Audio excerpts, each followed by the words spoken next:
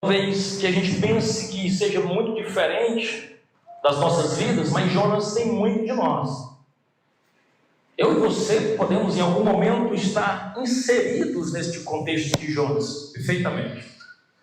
Existe um estadista, um renomado militar britânico. Ele também se converteu ao cristianismo, especificamente ao anglicanismo, que é uma vertente do cristianismo que se popularizou ali na Inglaterra.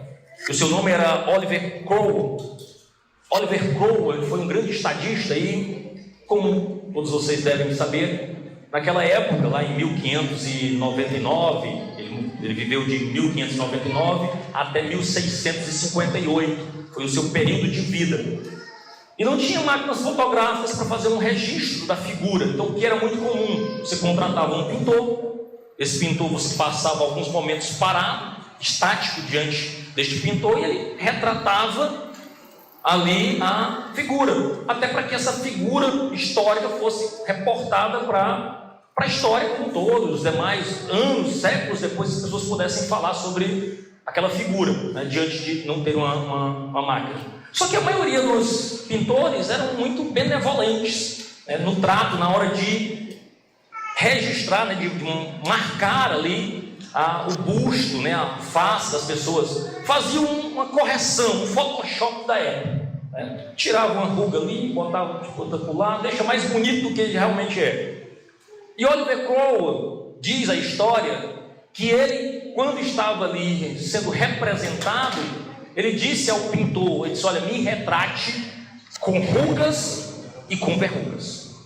Essa expressão, cunhada por ele naquela época, atravessou-se o tempo e é muito comum essa expressão quando você quer que uma coisa seja retratada de modo muito fiel. Retrate com rugas e verrugas. E o livro de Jonas, especificamente aqui, se ele tivesse encerrado no capítulo 3, nós teríamos visto algo muito marcado com um Photoshop muito bonito. Jonas pregou, o povo converteu, glória a Deus, avivamento, ponto final, história retratada. Mas o capítulo 4, registrado pelo mesmo Jonas, vai mostrar as rugas e as verrugas do ministério de Jonas. Nós vamos perceber dentro do ministério de Jonas as suas falhas, as suas inquietações. Nós podemos ver um espelho da alma. É possível ver o coração de Jonas aqui no capítulo 4 do seu livro, registrando perfeitamente com rugas e verrugas. É importante que a gente entenda que Jonas foi esse homem que recebeu um chamado de Deus, mas ele correu desse chamado, desse comissionamento, ele foge para Tarsis, ele diz não para o Senhor. Esse mesmo Jonas é capturado pela graça de Deus.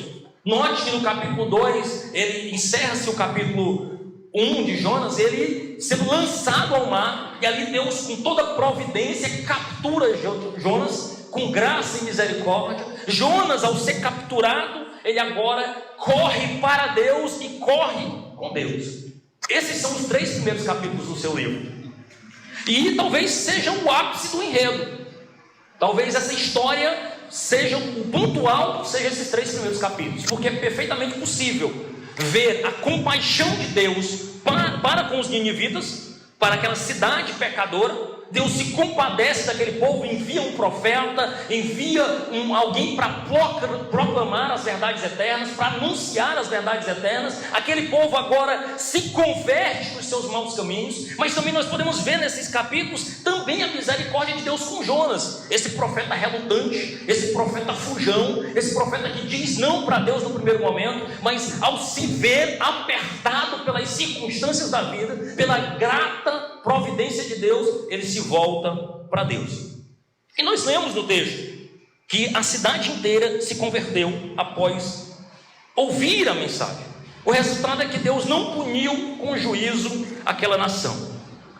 Meus queridos, qual pregador, qual profeta, qual ministro de Deus não gostaria de ter colhido os frutos do sucesso que Jonas colheu?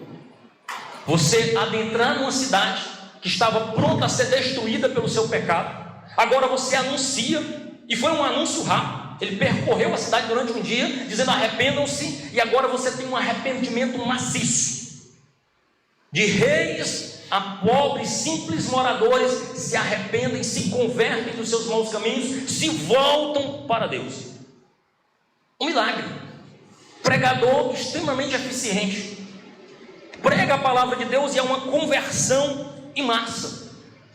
E o final feliz seria se a gente tivesse encerrado no capítulo 3.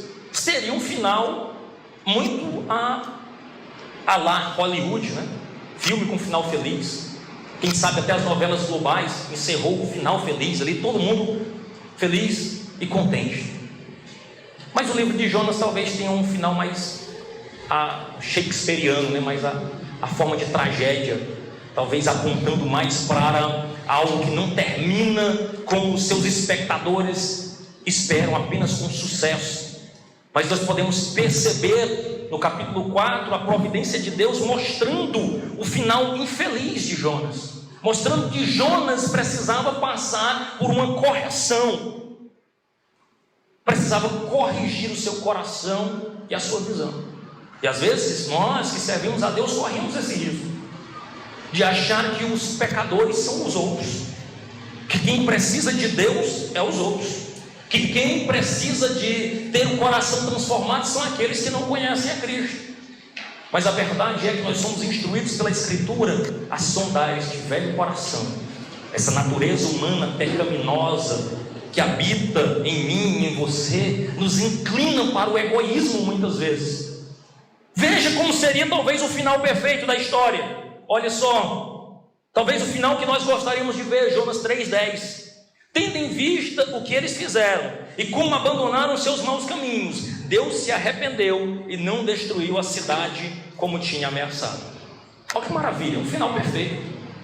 Deus mudou de ideia, Deus foi misericordioso, o povo se arrependeu, glória a Deus. Vamos encerrar o livro aqui. Mas a verdade é que o capítulo 4 mostra as rugas e as verrugas do ministério de Jonas. E a beleza disso é porque ele mesmo registra. Ele poderia ter escondido, ele poderia ter dito: não, mas foi só vitória. Não, preguei lá, o povo se arrependeu, glória a Deus. Mas ele mesmo diz: olha, meu coração estava endurecido. Veja só o que diz o capítulo 4, verso 10 e 11. Mas o Senhor lhe disse: você tem pena desta planta, que embora não a tenha poldado, nem a tenha feito crescer, ela nasceu numa noite morreu. Contudo, Nínive tem mais de 120 mil pessoas que não sabem distinguir a mão direita da esquerda, além de muitos rebanhos. Não deveria eu ter pena desta grande cidade? Assim termina o capítulo 4 de Jonas. O livro de Jonas registra isso, Deus confrontando Jonas nos seus pensamentos, Deus confrontando Jonas na sua postura, confrontando Jonas e mostrando suas rugas e verrugas. Porque aqui Jonas toma a dianteira de Deus, ele corre à frente de Deus, ele agora se posiciona e diz: esse aqui merece ir para o inferno, não, esse aqui o Senhor salva, esse aqui pode ser condenado, não, esse aqui, ele merece uma chance, é uma pessoa boa, ele merece o céu. Ele se põe como o juiz eterno, missão que não foi dada a ele. Nós já temos um juiz que julga todas as coisas, então agora Jonas se coloca à frente. Mas o texto, irmãos, ao mostrar quem Jonas realmente era, Deus nos dá a chance de ver como nós realmente somos. Jonas tem um pouco de nós. O capítulo 4 é um espelho para a nossa alma. O capítulo 4 revela às vezes um pouco daqui. Tantas vezes nós aparentamos estar correndo com Deus, contabilizando talvez até enormes resultados, mas na verdade de uma hora para outra as coisas fogem ao nosso controle. E quando a soberana providência aponta para outros caminhos, nós tomamos a dianteira e dizemos: não, Deus, você não está sabendo conduzir a minha vida, me dá aqui. O Senhor está levando para um caminho que eu não estou entendendo, é melhor você me dar as rédeas da minha vida, deixa eu fazer do jeito que eu entendo que é para ser feito. E agora Jonas se coloca nessa posição, mas muitas vezes eu e você também.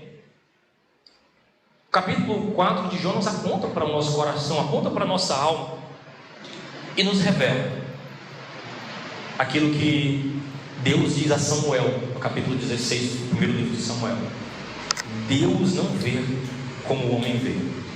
O homem vê o exterior, mas Deus lê as entranhas. Deus te conhece. Deus sabe quem nós somos. Deus conhece muitas vezes a podridão do nosso coração e sabe que muitas vezes nós somos maus. Para além das nossas palavras bonitas, para além das nossas palavras bem elaboradas, escolhidas, Deus conhece as nossas reações. Porque às vezes a gente consegue ponderar as ações. Você vai...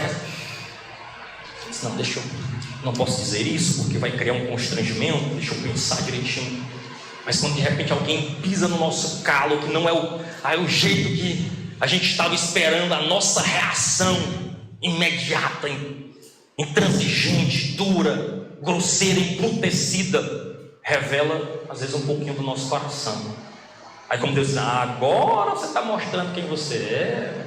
Ao reagir, muitas vezes nós revelamos como está o nosso coração. Jonas reagiu à cidade de Nínive. Ele não estava esperando um Deus perdoador. Ele disse assim, eu vou pregar para cumprir tabela. Deus vai matar essa galera toda. Deus vai quebrar todo mundo, eu vou ficar só assistindo. Mas quando ele vê a misericórdia de Deus, ele disse, eu não te disse, Senhor, que tu é misericordioso. Esse povo era para o Senhor matar. Esse povo era para o Senhor destruir. O Senhor não fez como eu queria, como eu esperava. Por isso eu nem queria vir. Por isso eu fugi para Tarsis. Mas muitas vezes nós queremos sentença sobre a vida do outro e misericórdia para nós. Senhor, para mim misericórdia, o Senhor tem misericórdia de mim, o Senhor tem misericórdia. Não, para o outro, juízo, Senhor, juízo. Julga, Senhor, quebra ele. Hoje nós estávamos falando da escola bíblica dominical, que tem alguns salmos que fazem muito sentido dentro do contexto de Israel. Persegue ele, Senhor, atravessa os meus inimigos com a lança. E agora, nos dias de hoje, com a graça do Novo Testamento, é o contrário. É orando pelos que vos perseguem, não pagando mal com mal. Meu amigo, isso é coisa para crente assim com Deus. Porque nosso desejo é ser Jonas, é pagar mal com mal. Toma, tá vendo? É desse jeito, pega, bem feito. E a orientação que nós temos da Escritura é que o cristão não age deste modo, mas tem o seu coração transformado com graça, com bondade, com misericórdia. Por quê? Porque mais pecado nós tínhamos e fomos alcançados. Mais dívidas nós tínhamos e fomos perdoados. Então veja, o que eu quero trazer aqui, duas perguntas fundamentais são necessárias nesta noite. Para percebermos esse Jonas, que tem muito de mim e de você, correndo na frente de Deus. Quais são essas perguntas? Que resultados colhem quem corre à frente de Deus? Nós vamos ver. Nós queremos ver os resultados da obstinação. Que é o quê? É ser alguém cabeça dura. Você conhece alguém obstinado, cabeça dura? Tem que ser do meu jeito. Não, vamos ver o que colhe o cabeça dura, o obstinado. E a segunda pergunta é: que resposta Deus dá ao filho que corre na sua frente? Nós vamos perceber. Nós vamos enxergar a resposta compassiva de um Deus amoroso. Louvado seja o nome do Senhor. Primeiro, resultados da obstinação do Filho de Deus. Primeira coisa, nós não fomos criados, irmãos, para uma vida separada de Deus. Nós somos dependentes de Deus. Nós precisamos estar com Deus. Nós não fomos projetados para correr ou para fugir dele em desobediência. E nem tampouco para correr na frente dele com teimosia. Nós não fomos chamados para estar fugindo do nosso Deus, mas também não fomos chamados para tomar a direção de Deus. A irmã Raíla sintetizou muito bem aqui. Os filhos de Deus caminham com Ele, esperam o passo do Senhor, confiam nas suas promessas, entende que se Ele não agiu é porque não era a hora de agir, e que no tempo adequado Deus agirá ao nosso favor. É um dos versículos favoritos que eu gosto. É Isaías 64:4, que diz que desde a antiguidade não se viu, nem com os olhos se percebeu, nem com os olhos se viu um Deus além de ti, que trabalha em favor daqueles que nele esperam. Olha que maravilha. Você saber que Deus está trabalhando como eu estou esperando e Deus está trabalhando. Eu gosto de uma canção, vocês não vão lembrar disso, talvez o Iago, palavra antiga. Tinha gente que dizia que não era muito crente, palavra antiga, mas eu gosto de palavra antiga. Que ele diz assim: esperar e caminhar. Meu amigo, você está esperando. Quem está esperando em Deus não está parado, está caminhando. Às vezes a gente pensa que está parado. Se eu estou parado, estou esperando há quanto tempo? Cadê Deus? Lembra das promessas. E Deus, ó filho, nós estamos caminhando, você não está percebendo. É porque não é teus passos, são os meus. Essa é a vida da fé. É a vida daqueles que creem em Deus. Nós estamos caminhando porque esperar em Deus é caminhar. Louvado seja o nome do Senhor. E agora nós temos o fato que a maioria de nós somos filhos birrentos. Sabe aquele filho birrento? A adolescência diz que é maravilhosa, né? O filho birra, bate a porta, entra para dentro do quarto, zangado, irado, tem raiva do mundo, tem raiva do pai, tem raiva de todo mundo. O filho irado, o adolescente bicudo, zangado, que não compreende. Nós somos de gerações diferentes. Não, você não me entende. E aperreado, agoniado. O fato é que muitas vezes nós nos comportamos assim, porque a obstinação do pecado vive lutando dentro da gente, nos separando do Pai. É como um adolescente mesmo, que foge do Pai, zanga do Pai, entra para dentro do quarto zangado. Os nossos pecados, a nossa dureza de coração, muitas vezes quer nos separar do nosso Pai, do nosso Deus, que tem o melhor, que tem a melhor direção para as nossas vidas. Então o desejo do pecador, o desejo meu e seu, é fazer prevalecer a nossa vontade, rejeitando toda e qualquer autoridade. Nós não queremos nos submeter à autoridade dos pais, das lideranças. Nós queremos fazer prevalecer a nossa vontade. Todos, não sabemos nós que a vontade perfeita, boa e agradável é a de Deus. A nossa são meras ilusões. Nós sequer sabemos as consequências das decisões que muitas vezes queremos tomar. E nós somos lembrados disso. O texto vai nos mostrar, irmãos, pelo menos 5 consequências da obstinação do filho teimoso. Primeiro, o filho teimoso é derrotado pelas suas paixões. Jonas 4:1 diz assim: Jonas, porém, ficou profundamente descontente com isso e se enfureceu. Desgosto e ira, irmão, são 2 sentimentos cancerosos. E quando eles estão combinados no mesmo coração, aí isso aí é trágico. É para acabar com qualquer pessoa. Alguém desgostoso e irado, alguém desgostoso e ressentido. E muitas vezes nós estamos neste cenário. Especificamente Jonas estava pegado porque ele tinha algumas visões equivocadas de quem Deus era. Primeiro, ele tinha uma teologia desprovida de graça, que a gente pode dizer uma teologia desgraçada, uma teologia sem graça, sem misericórdia, sem amor. Ou seja, ele tinha a ideia de que Nínive não merecia a compaixão e a graça de Deus. Você já encontrou alguém assim? São fulano, rapaz, sei. Rapaz, sei, não vai na igreja nunca, você não dá um crente nunca. O pior é que assim, sabe aquela pessoa ruim mesmo? A melhor coisa que ele pode fazer é aceitar Jesus como seu Salvador. Não tem a frase que diz assim: rapaz, se não der nada, dá um crente. Mas porque quando Jesus peca, transforma, faz uma nova criatura e todo mundo fica impressionado. Era adúltero, não é adúltero, mas vivia mentindo, parou de mentir, vivia roubando, parou de roubar, vivia ébrio, bêbado, batia na esposa, parou de bater. Por quê? Porque o Evangelho organizou a vida, colocou a vida em ordem. Agora é uma nova criatura em Cristo Jesus. Mas Jonas disse: não, Nínive não pode, Nínive não. Desprovido de graça. A sua imagem diante dos homens, ele estava muito preocupado com a sua imagem em Israel. Porque dentro do contexto de Jonas, o povo de Israel era que merecia a misericórdia de Deus, os estrangeiros, juízo. Agora, o que seria da reputação de Jonas? Rapaz, fui pregar em outra cidade, fui fazer um ministério itinerante, ganhei a cidade toda para Jesus, agora todo mundo é crente, está arrependido, quer andar com Deus. O que é que os meus amigos profetas vão dizer de mim? Que eu estou me associando com gente, eu estou dando minha imagem, o que será de mim? Muitas vezes a gente não tem isso. A gente não está preocupado demais com a nossa reputação. Jonas estava preocupado com a dele.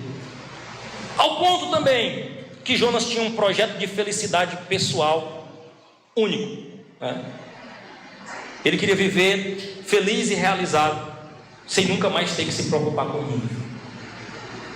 Muitas vezes, dentro desse pressuposto, dentro das suas convicções, ele disse: eu só quero viver a minha vida, eu não quero me envolver com nada. Eu quero viver a vida para mim mesmo. Eu tenho que cuidar de mim, eu tenho que cuidar da minha vida. Eu vou gastar os meus dias olhando para mim. Então Jonas não queria se preocupar, ele queria cumprir a sua função e ir embora, sem ter que cuidar dessas pessoas que queriam aprender com Deus agora. Então muitas vezes nós estamos neste aspecto. Jonas ficou cego pelo desgosto e pela ira. Então muitas vezes, irmãos, as nossas ideologias, as nossas teologias, os nossos pontos divergentes da revelação de Deus, somados à nossa imagem de projeção pessoal, e às vezes ainda com o nosso prazer egoísta de viver para nós mesmos, tem feito a gente não ter compaixão por aqueles que perecem, por aqueles que estão morrendo sem Deus. Queridos, a nossa nação, todo dia morre gente sem conhecer Jesus.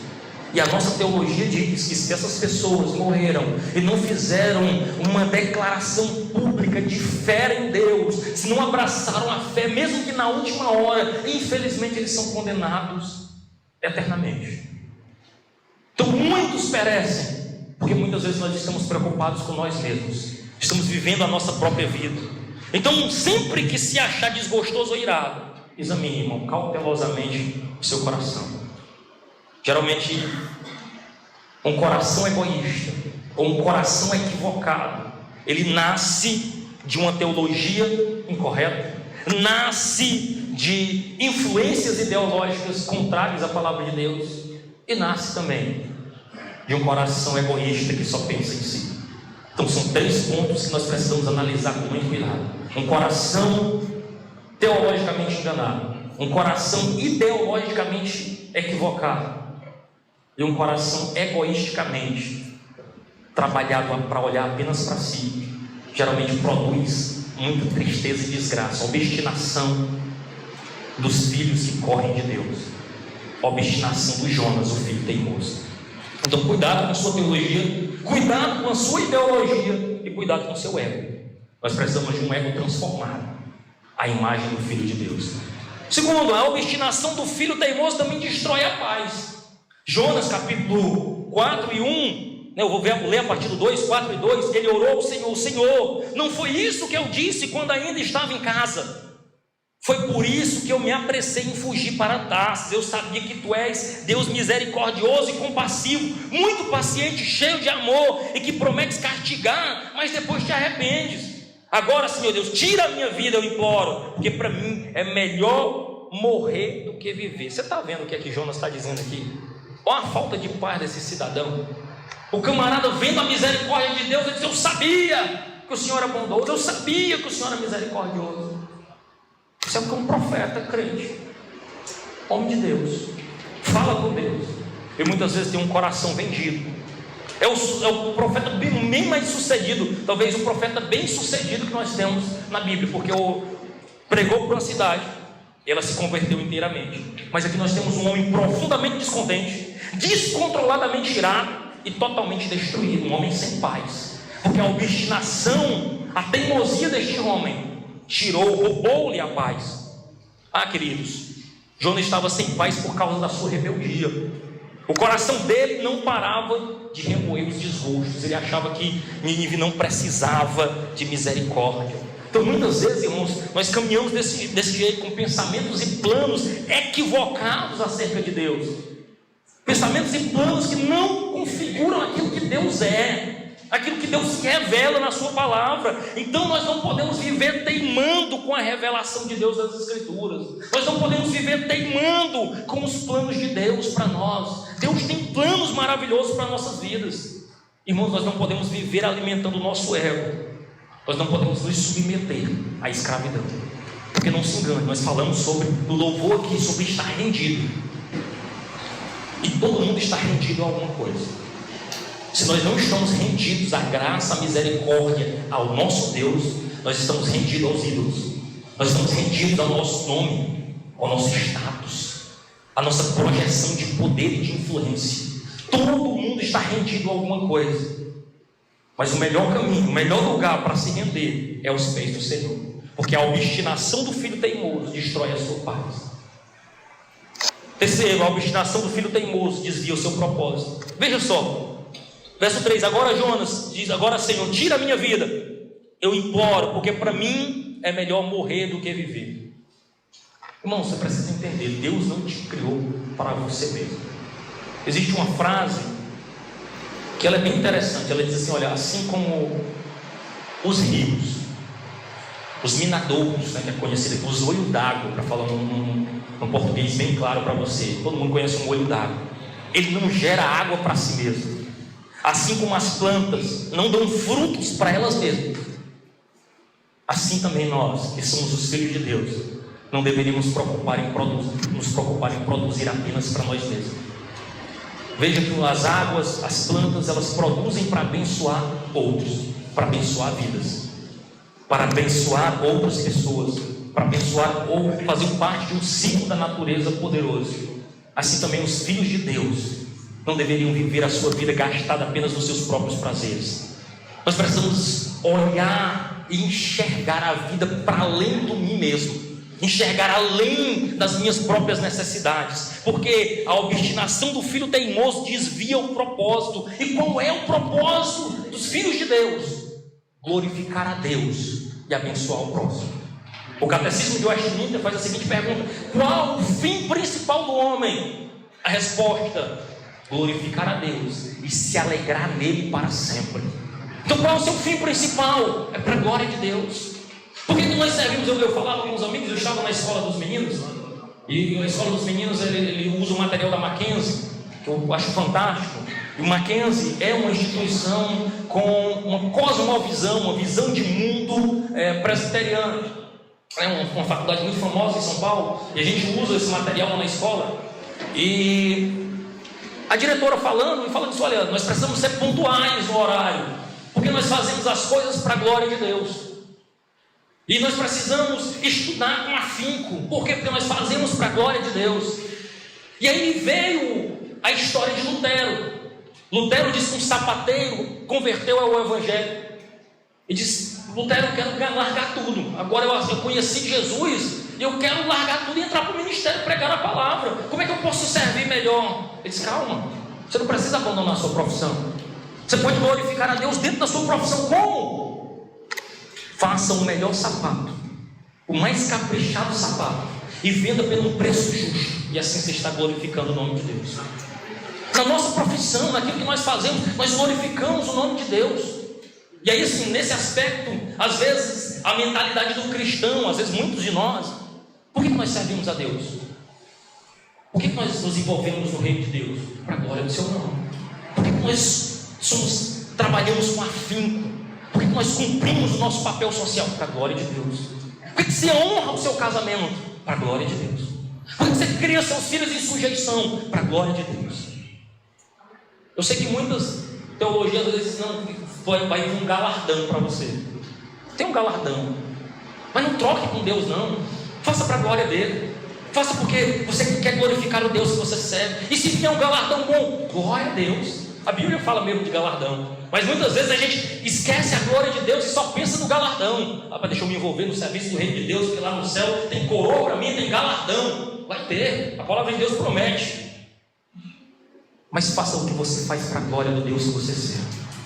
É para a glória de Deus. Nós chegamos cedo para a glória de Deus, nós nos comprometemos para a glória, nós fazemos de forma excelente para a glória de Deus. Nosso intuito é glorificar a Deus e estarmos alegres nele para sempre. Então a glória de Deus por amor do nosso próximo que nós servimos a Deus. Quarto, a obstinação do filho teimoso diminui a sua produtividade. Olha o que Jonas faz no versículo 4 aqui. O Senhor lhe respondeu: você tem alguma razão para esta fúria, Jonas? Jonas saiu, sentou. Olha só, Jonas saiu, sentou-se num lugar ao leste da cidade. Ali construiu para si um abrigo. Sentou-se à sua sombra. Isso é maravilhoso, porque ele senta aonde? À sua sombra. Não é na sombra do onipotente, né? Porque os filhos da promessa descansam aonde? Na sombra do onipotente descansarão. Nós não sentamos na nossa própria sombra, nós sentamos à sombra de Deus, repousamos na sombra do onipotente. Aí o texto continua: e esperou para ver o que aconteceria com a cidade. Então o Senhor Deus fez crescer uma planta sobre Jonas, para dar sombra à sua cabeça e livrá-lo do calor, o que lhe deu grande alegria. Durante o livro de Jonas, só tem uma coisa que lhe dá alegria, pelo menos que é registrado no texto dele: seu conforto pessoal. Ele virou, rodou, mexeu, pregou, gente se converteu, milagre aconteceu. É um grande milagre, uma cidade inteira se converter. Mas Jonas só percebeu, só veio a alegria aos lábios e ao coração de Jonas quando ele se sentou, uma planta cresceu sobre a sua cabeça e confortavelmente ele estava. Aí isso lhe deu grande alegria. Não foi a alma convertendo, não foi alguém saindo do pecado e se transformando em alguém digno de Deus. Foi seu conforto pessoal. Olha como Jonas espelha as nossas limitações e nossas falhas. E aqui nós percebemos o quanto de egoísta Jonas foi, o quanto de egoísmo estava presente na vida de Jonas, porque quanta produtividade desperdiçada. Olha o que ele diz aqui. Jonas saiu, sentou-se, construiu para si um abrigo, sentou à sua sombra, esperou o que ia acontecer. E aí Deus age misericordiosamente em favor dele. Deus faz crescer uma planta sobre Jonas para lhe dar sombra, o que lhe deu grande alegria. Irmão, Jonas se afasta da cidade como quem olhava assim: eu vou ver o que é que Deus vai fazer. Eu ainda tenho uma esperança que Ele vai destruir. Eu estou torcendo pela destruição. Eu estou jogando num time de que quer ver a cidade arrasada. A obstinação, irmão, do filho teimoso diminui sua produtividade. É mais ou menos assim: eu quero ver o que eles vão fazer sem mim. Eu vou sair, vou entregar. Deixa eu ver, deixa ele se virar agora aqui para ver como é que está. Eu não sou reconhecido, eu não sou visto. Deixa eu sair para experimentar o que vai acontecer. Está vendo? Bem feito. Querido, nós não fomos chamados para isso. Como eu disse no início desse ano, você não trabalha para mim, eu não sou patrão de ninguém. Todo serviço que você faz no reino de Deus é para a glória do nome de Deus. É para a glória do nome de Deus. Não diminua a sua produtividade no reino de Deus. É o reino. Sabe por que? O que eu tenho aprendido? Salmo 46. Aquietai-vos e sabei que o Senhor é Deus. Glória a Deus. Aí Deus diz assim: eu serei exaltado entre as nações. Deixa eu te falar, Deus vai ser exaltado. Todo joelho vai se dobrar, toda língua vai confessar que Ele é o Senhor. E se eu não fizer nada, pastor, se eu cruzar meus braços e ficar só olhando, Deus vai ser exaltado. Porque Ele não precisa de nós, mas Ele nos dá chance de sermos cooperadores do seu reino na sua obra. Ele nos dá chance de servirmos ao nome dEle, de sermos participantes disso, de participar daquilo que Deus está fazendo no mundo. Então se envolva no reino dEle, porque Ele vai ser glorificado, Ele vai ser adorado, Ele vai ser reconhecido. E aí eu posso ter uma pequena fração de participação na glória do nome de Deus. Alguém que contribui para a glória do meu Deus. Então não seja o filho teimoso, obstinado, que diminui sua produtividade para ver se o reino de Deus vai sofrer. Acredite, o reino de Deus vai encontrar caminhos, vai levantar pessoas para que a sua obra seja concluída. Isso não é te descartando, isso é dizer assim: se envolva no reino dele, você trabalha para ele. Quinto e último, o filho teimoso distorce sua perspectiva. Verso 7 a 11. Mas na madrugada do dia seguinte, Deus mandou uma lagarta atacar a planta. Outras versões dizem um verme. Ela secou. Ao nascer do sol, Deus trouxe um vento oriental muito quente, o que bateu na cabeça de Jonas, ao ponto de ele quase desmaiar. O solzinho de Teresina ou de Piripiri. Quase desmaia com o sol de Teresina, que eu conheço, que dá dessas agonias. Com isso ele desejou morrer. Homem que gostava de morrer. Para mim seria melhor do que morrer do que viver. Melhor morrer do que viver. Mas Deus disse a Jonas: você tem alguma razão para estar tão furioso por causa da planta? Respondeu ele: sim, tenho. Eu estou furioso ao ponto de querer morrer. Mas o Senhor lhe disse: você tem pena de uma planta, embora não a tenha plantado, nem a tenha feito crescer. Ela nasceu numa noite e numa noite morreu. Contudo, Nínive tem mais de 120 mil pessoas que não sabem nem distinguir a mão direita da esquerda, além de muitos rebanhos. Não deveria eu ter pena desta grande cidade? Queridos, o filho obstinado, ele distorce a tua perspectiva. Ele compadece-se de uma planta, ele compadece de algo que ele nem viu crescer, mas muitas vezes não tem misericórdia, não tem compaixão para aqueles que estão perecendo e morrendo. O segundo ponto que eu quero tratar para a gente encerrar é a resposta da compaixão do Pai amoroso. De um lado, nós temos os resultados da obstinação do filho teimoso. De um outro lado, nós temos a graça de um Deus amoroso, um Deus que responde com misericórdia e com graça. Então, qual é a compaixão desse Pai amoroso? Nós podemos resumir em 3 P's. Paciência, é o que Deus tem muito com a gente. Proteção e perdão. Paciência do Pai amoroso. O Senhor não destruiu o profeta e também não destruirá a mim e a você tão facilmente. Deus tem interesse na nossa reconciliação com Ele.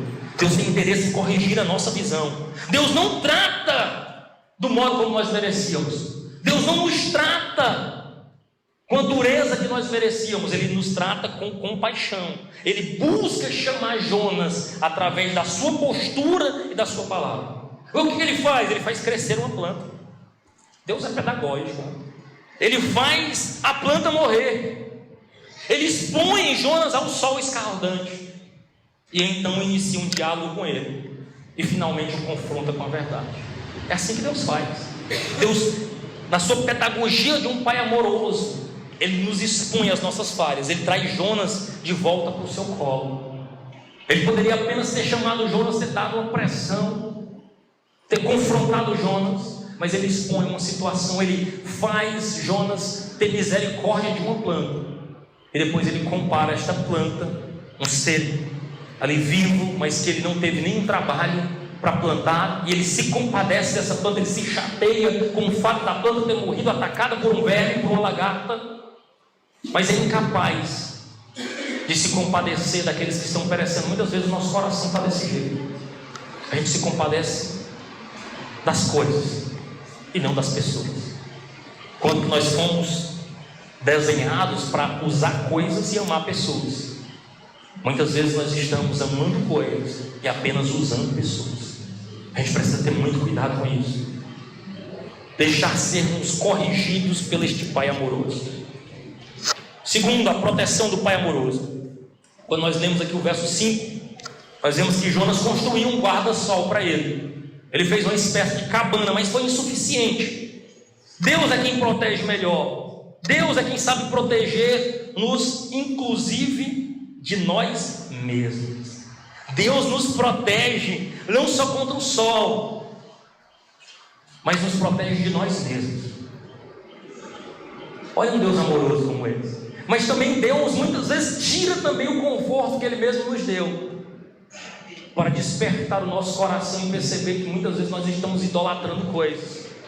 Muitas vezes nós estamos idolatrando coisas que não são para ser adoradas, que não são para serem olhadas como nós olhamos. Então Jonas aqui percebe, no verso 10, Jonas vale realmente a pena se dar para coisas tão baratas e passageiras, como uma planta que nasce num dia e morre no outro. A pergunta que fica para Jonas também: Jonas, o povo salvo lá em Nínive, com todos eles, você não se importa? É uma reflexão também que Deus força Jonas a ter. Porque Jonas, como nós já lemos no texto, ele age intempestivamente, tendo misericórdia de um plano, mas não tendo misericórdia daqueles que perecem, que não conhecem a verdade e que agora estavam prontos para receber o perdão do Pai. Mas ainda assim, nas nossas lutas, ainda assim nas nossas rebeldias, nas nossas obstinações, nós temos um Pai amoroso que nos protege inclusive de nós mesmos. E por último, o perdão do Pai amoroso. Deus faz aqui no texto de Jonas, no capítulo 4, 3 perguntas para o Jonas. A primeira pergunta está no capítulo 4, verso 4. Você tem alguma razão para esta fúria? A resposta de Jonas foi sim. Tenho sim. Veja que ele era teimoso e birrento. No capítulo 4, verso 9, Deus faz uma outra pergunta para Jonas: você tem alguma razão para estar tão furioso por causa da planta? Jonas responde: sim, tenho sim. Aí Deus faz a última pergunta no verso 10 e 11: você tem pena dessa planta, embora não a tenha plantado, nem a tenha feito crescer, ela nasceu numa noite e na mesma noite morreu, não deveria eu ter pena dessa grande cidade? Jonas não diz sim, ele fica em silêncio, porque muitas vezes nós somos confrontados e não temos respostas. Deus fez Jonas pensar, Jonas se silencia para a última pergunta, uma clara declaração de que sim, Senhor, você tem razão, eu deveria estar cheio de compaixão por este povo. Sim, Senhor, o Senhor corrigiu a minha visão. Sim, Senhor, eu não deveria ter agido deste modo imprudente, eu não deveria ter agido deste modo. O capítulo 11, o versículo 11 não nos diz que Jonas se arrependeu e correu para o colo do Senhor. Ele termina desse jeito, com uma pergunta. É o único livro na Bíblia que termina com uma pergunta, é o livro de Jonas. Mas a impressão que nós temos, e Jonas foi o escritor deste livro, é que esse Jonas caiu em si e se arrepende deste modo. E eu concluo dizendo: por que Jonas não terminou o seu livro com avivamento em Nínive? Ou seja, no final do capítulo 3, porque era necessário mostrar as rugas e as verrugas deste grande homem de Deus. Ele não podia ser representado como um grande homem que não falha no seu coração. É por isso que eu amo o texto bíblico, porque seria mais fácil se fosse um livro pensado apenas pela perspectiva humana, esconder as falhas de Jonas, não dizer que ele desejou a morte de 120 mil pessoas que não conheciam a palavra de Deus. Seria fácil a gente esconder: não, tira isso aqui que vai dar problema. Mas o texto bíblico revela, porque o texto bíblico lida com quem nós somos, lida com o nosso coração pecaminoso. Então quando Deus chama Jonas, ele correu, mas Deus o capturou e restaurou. Mas quando ele correu com Deus, Deus o usou com poder. Mas quando ele correu na frente de Deus, Deus o puxou de volta e o salvou de si mesmo. Deus salvou Jonas dele mesmo. Deus salvou Jonas de quem ele era. Então essa história, irmãos, está na Bíblia para revelar que Deus tem compaixão do pecador, que o Evangelho precisa chegar até os confins da terra. Nem Nínive deve ficar de fora, nem aquele povo que você acha que não merece perdão deve ficar de fora. Então o livro de Jonas revela também a compaixão desse Deus amoroso. Revela a história de Jonas é para chamar o povo de Deus a ter compaixão das pessoas que são diferentes deles. Irmãos, nós somos chamados para levar o amor de Deus a todas as pessoas. Assim como Deus te amou, te perdoou, te alcançou, apesar das nossas relutâncias, Deus nos perdoou. Cristo nos alcançou com seu amor. Então nós somos encorajados, irmãos, a levar esta palavra até os confins da terra. Como, pastor? Evangelizando. Como é que eu evangelizo? Eu falo do amor de Jesus, do que Ele fez na minha vida, de como Ele transformou meu viver. Discipulando também. Como? Trazendo alguém para perto, ensinando as verdades eternas, ensinando o amor de Deus para aqueles que estão perecendo. Como? Servindo, fazendo o bem, sem olhar a quem. Não escolhendo pessoas: esse merece, esse não merece. Esse merece ser convidado, esse não merece ser convidado. Convide, chame, presenteie com o exemplar da Bíblia, compartilhe uma mensagem de esperança. Com quem, pastor? Com quem te persegue. Ore por quem te persegue, ore por quem te maltrata. Por quê? Porque é isso que a palavra de Deus ensina. Mas eu não sabia antes de aceitar. Pois parabéns, esse é o Evangelho. Não é o hino da vingança, como nós aprendemos hoje na escola bíblica. É o hino dos filhos de Deus. Glória a Deus, aleluia. Como eu ainda posso fazer alguma coisa? Orando, intercedendo por todos. Faça uma lista de oração. Coloque o nome de pessoas: Senhor, visita fulano, visita Beltrano. Eu geralmente, quando eu vou orar, abro o grupo. Isso é bom, você está no grupo da igreja. Eu vou só orando por um, Senhor fulano, da sua família. Senhor, tem misericórdia. Eu não conheço as dores, eu não conheço as dificuldades, mas o Senhor conhece. O Senhor sabe das lutas. Chore, canta lá, mas chore. Como, pastor? Perdoando, repartindo graça. Com quem me feriu, pastor? Sim. Perdão não é para quem te fez o bem. Perdão não é para quem não te feriu, para quem só te tratou bem. E para quem que a gente dá perdão? É para quem nos machucou mesmo. É para quem nos atacou mesmo. É para quem nos feriu. E por que eu vou fazer isso se eu fui atacado, ferido? Porque você também feriu o nosso Senhor, e Ele te perdoou, te abraçou. Você sabia que a oração do Pai Nosso é registrada em Mateus 6:12? É a oração mais complicada de se fazer, porque Porque no bom português você cria uma condição sine qua non, sem a qual a outra não existe. Porque assim, Senhor, perdoa os meus pecados, as minhas faltas.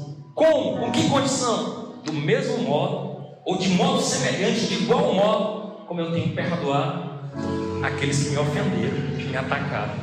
Ou seja, você está dizendo assim, só perdoa se eu perdoar. Aí você precisa fazer uma checklist da alma, assim, tem alguém aí que eu não perdoei, que eu estou pedindo para Deus me perdoar do mesmo jeito que eu estou perdoando. Então fica atento a isso. Não relute, reverbere a graça e a compaixão de Deus. Amém?